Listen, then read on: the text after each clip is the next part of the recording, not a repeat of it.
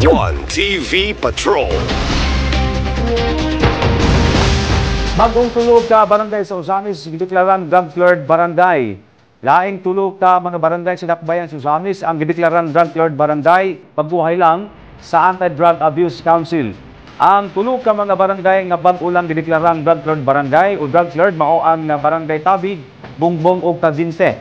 Atol sa opisyal na deklarasyon, espesyal gayud kining gitabungan ni Mayor Indy Waminal uban sa mga working committee sa Suki Anti-Drug Abuse Council on the regional level council sa asama sa DILG, PDEA, PNP o DOH.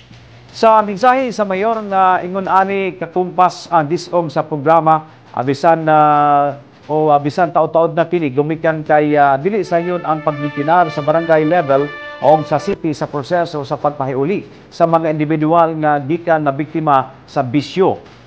Sa may 51 ka mga barangay nga gisakupan sa Usamis, 25 na lang ang panikamutang masustener sa programa human na nadeklarang na drug cleared barangay ang may 26 ka barangay. Dakong hagit sa Asenso Usamis Administration ang pagbintinar o pagsustener sa kampanya batok illegal nga droga, gumikan kay naila ang Usamis nga nahimong sentro sa merkado sa illegal nga droga dili lang sa probinsya apan sa tibuok Mindanao. Apan bisan pa man sa maong kahimtang, wala kini himo ang babag ni Mayor Indy Waminal o sa tibuok team sa Asenso Usamis Administration, gumikan kay nakita nga inanay ng milampos. One TV Patrol.